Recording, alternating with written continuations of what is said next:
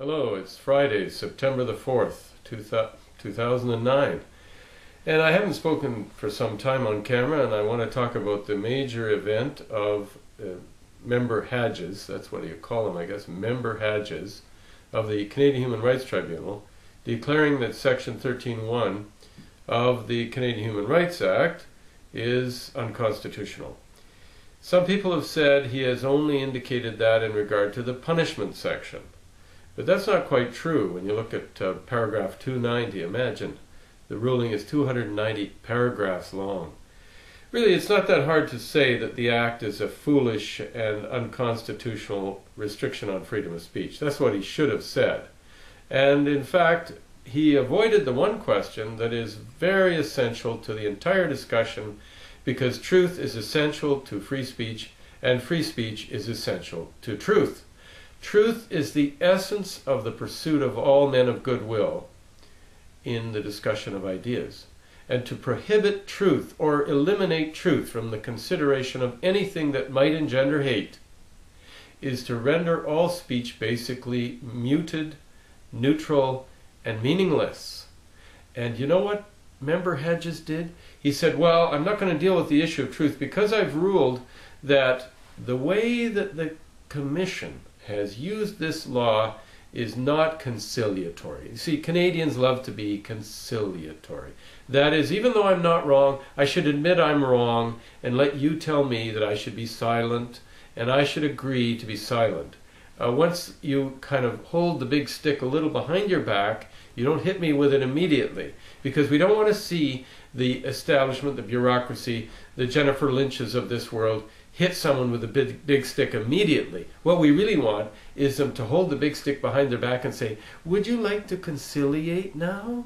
How would you like to agree not to talk anymore? Would that be okay with you? And then the good Canadian says, well, deep down inside and subconsciously, they say, well, of course, I know what I said was true and I really believe it, but I know that Jennifer Lynch and the Commission have a big stick and they can beat me with this big stick. So I'm going to say, yes, Jennifer Lynch, yes, Human Rights Commission, yes, Government of Canada, I will be silent because you tell me I should in the interests of tolerance and peace and goodwill. Even though the truth doesn't always engender peace and tolerance, it sometimes can cause conflict.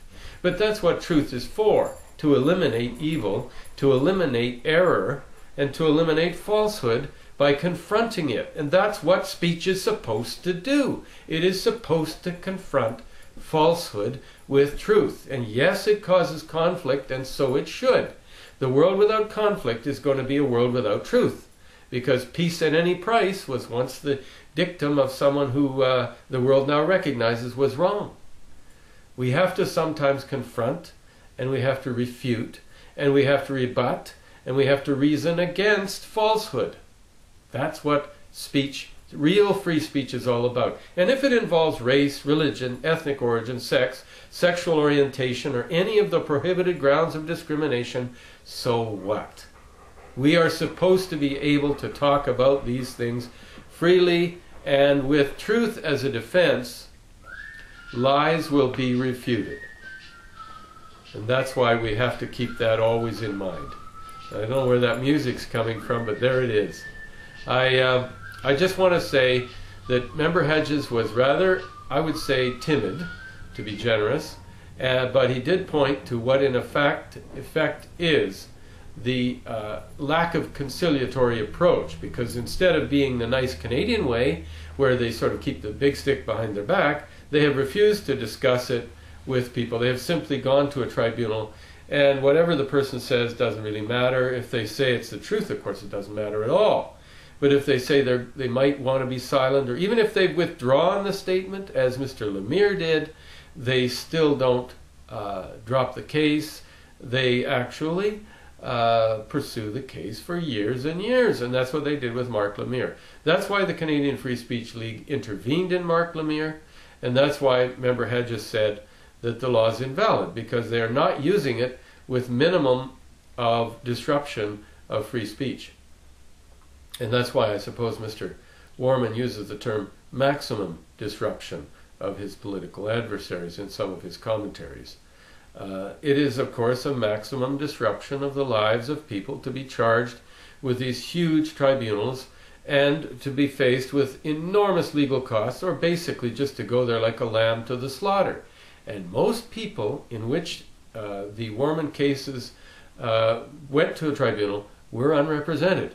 Marc Lemire was not. For the first time, someone really fought, and for the first time, not the best lawyers in the country. That's not me and that's not Barbara. We're not big-time lawyers, but we were sincere, we did our best, and we achieved something that no one else had, which was to have this law declared unconstitutional and unenforceable. Now, of course, they want to appeal, and guess who's got all the money, the power, the prestige, but not necessarily all the media anymore. So the tide is turning. Write to Rob Nicholson, tell him don't appeal, just like in the Birch case when they decided to make homosexuality a prohibited ground of discrimination. It was a human rights decision and the government of Canada said, okay, we give up. Well, they should say the same thing this time. And they should actually let Marc Lemire's case stand as the turning point in the war for free speech.